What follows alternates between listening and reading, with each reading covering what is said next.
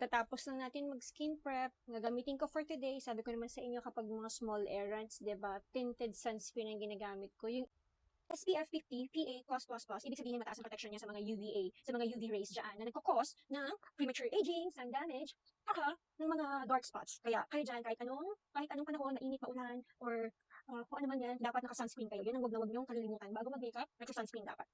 O, diba? As you can see, diba? Ang bilis na mag-melt sa balat. Hindi mo na kailangan mag-concealer. Okay na siya. Kasi kung mga small errands lang, diba? Mas maganda na yung presentation ng mukha natin or ng skin natin.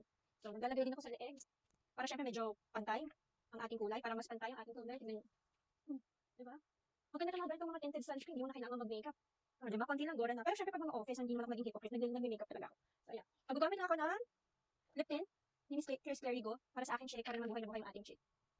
Okay. So, ayusin ko lang to. Then, pakita ko sa inyo yung final result. Yan na yung final result.